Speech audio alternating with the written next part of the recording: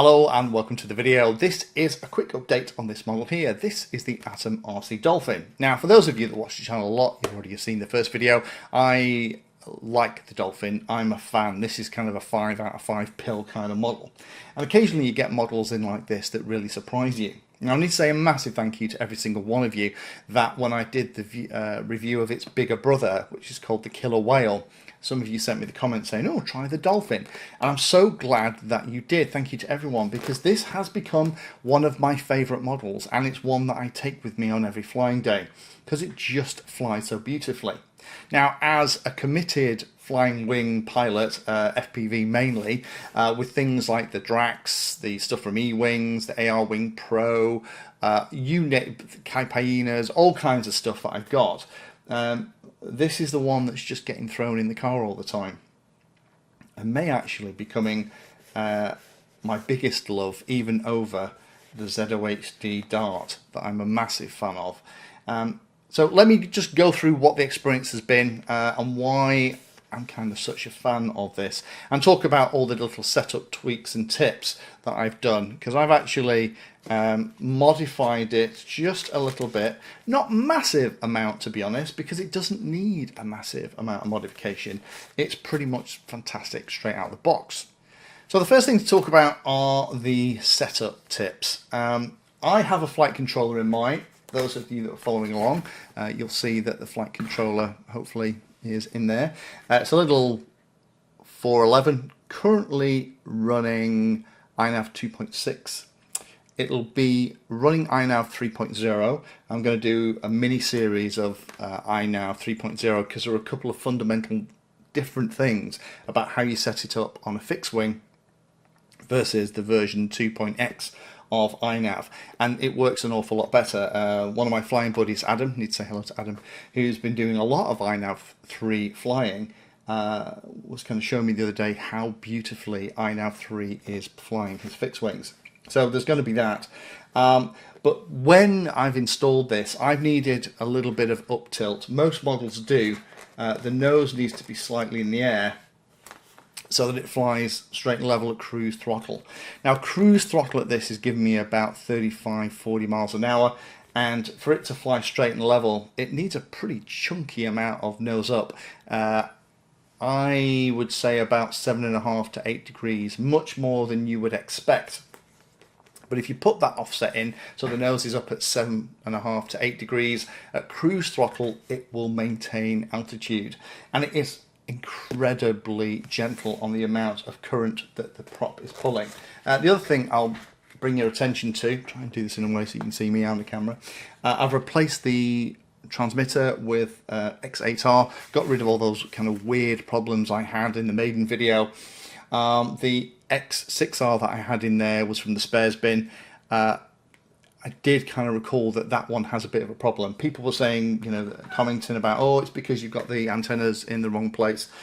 That has nothing to do with it, with respect. The antennas are back in the same spot with this receiver, and it's working beautifully. It's that receiver is suspect, so it's going to be going in the bin rather than the spares bin. I'm going to put a big sticker on it so it's only used for setup on the bench. You do need a 4S LiPo with this. I'm running the standard motor and prop still that came with it. This is the 2000 kV unit with a 5 and a bit by 5 and a bit prop. Really nice balance, actually. There are more efficient setups that you go for. There are faster setups that you can go for. This is not a bad all-rounder setup. It's not bad enough in any particular aspect for me to want to go to the trouble of replacing it with something else. However, if I snap the prop, I might. 4S gives you just enough oomph to launch. However, you do need to give it a good throw. Even on 4S, you need to give it 100% beans and give it a nice throw, and up it goes. In terms of the trim, it needs very little trim. There's already a little bit of reflex at the back of the wings, so you just need a little bit of adjustment to kind of counter the torque of the motor at 100%, but it just launches beautifully. Chuck it very slightly up. Don't chuck it too aggressively, otherwise it'll stall.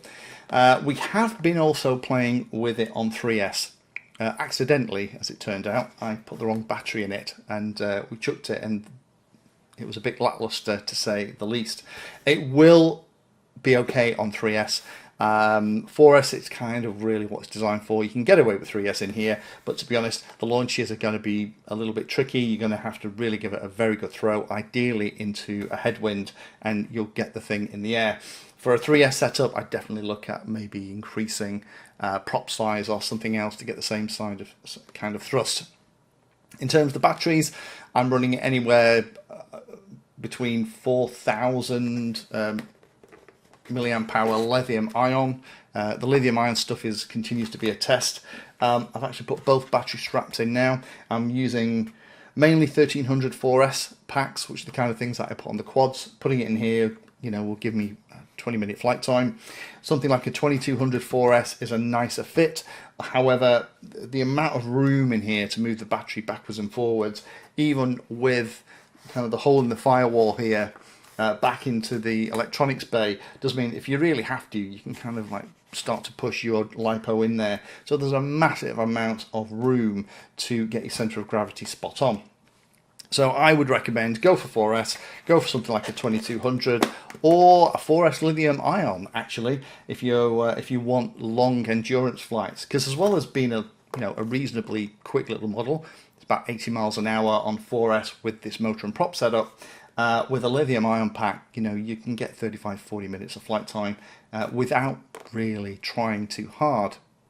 Centre of gravity is spot on. There are little marks molded into the wing, and they seem to be in absolutely the right place. Again, it's really, really easy to get the centre of gravity in the right spot with the massive long nose and battery bay. So you can have a very light battery up here right at the front of the nose, or you can have a heavier battery right near the CG mark, which is how I've been flying it. So initially with the 1300, it was only about 655 grams or something like that. It was buttons.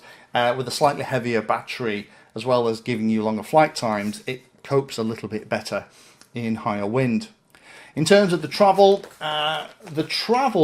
for the control surfaces, I haven't gone for the outside hole. I have gone for the next hole in, and that with the iNav setup, full deflection, 1,000, 2,000 microseconds, gives me the throws I need for pretty reasonable responses. I am tempted to increase the amount of aileron that is in here, just to give me a little bit more room for rolls. The roll rate, as I've continued to fly it, is nice, but I think it could be a lot quicker, which will kind of suit me as I'm flying, particularly when I talk about what I'm planning at the end. Having a little bit more maneuverability might be fun. It's got the power for it, so I might need a little bit more deflection. There are reasonably large control surfaces here, so a little bit more movement is going to get me much further. In terms of how it flies, this has been the biggest surprise to me. It is very gentle and very forgiving for a wing. It has a massive speed envelope. This thing is really floaty, and if it does stall, it will drop a wing. Most wings do, but it's not really aggressive. It's not going to get into a nasty spin without you being able to recover.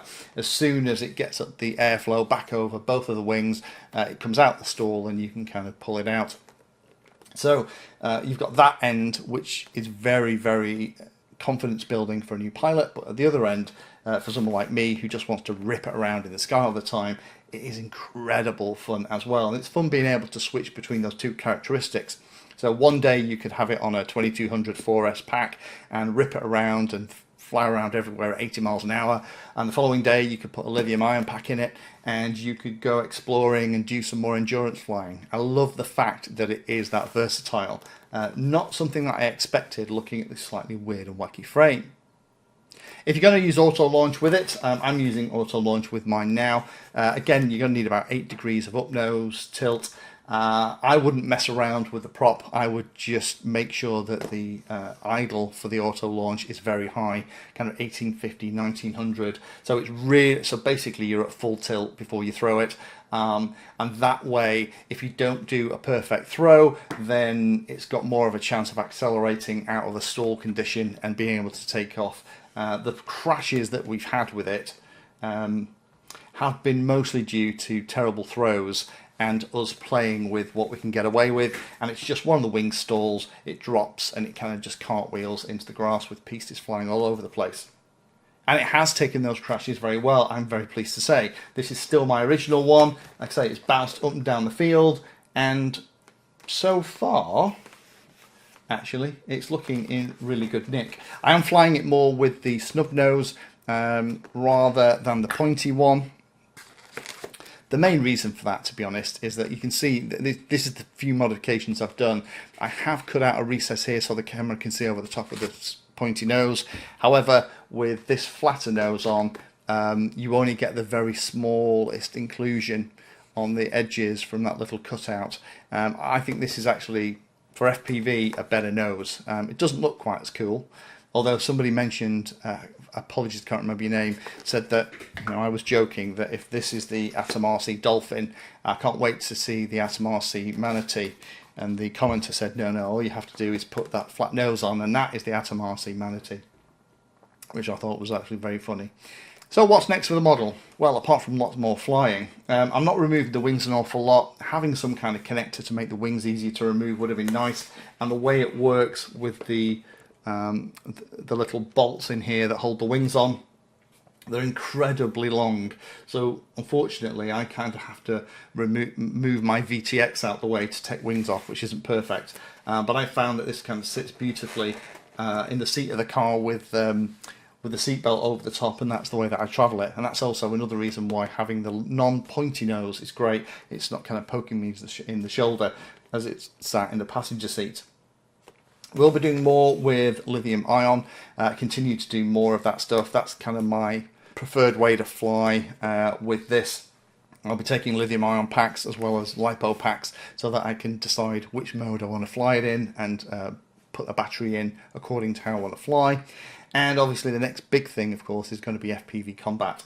This is the chassis that I've built specifically for that, and one of the reasons that I'm excited is that, you know, it does have mounts for both 20mm mountings and also 30.5mm mountings, and I have kept mine completely empty. So the FPV combat board is going to sit in there. We're going to have it going out to the LED gun out at the front, the little JST flying lead for power that I installed will power it all, and then on top of this little cover there will be the sensor. Hopefully that will be in. If there's a video to that when I release this video, I'll put a link down below. So this continues to really impress me. If you've been umming and ahhing about this, loads of other YouTube channels have had one, loads of other YouTube channels have flown one, and give it a big thumbs up, and I am absolutely in that camp. And hopefully that means a little bit of something with somebody who's such a wing addict, and the fact that this is just being thrown in the back of the car, well, actually on the passenger seat of the car when I'm going to the field as one of my go-to flyers, should tell you everything you need to know about it. So hopefully that's been useful. If you follow those setup tips, it'll fly the same way, and hopefully you'll be seeing this soon in the both FPV combat and also in my iNav 3.0 mini series, where we'll go through and we'll convert this thing and show you all the steps that you have to do to get it flying well.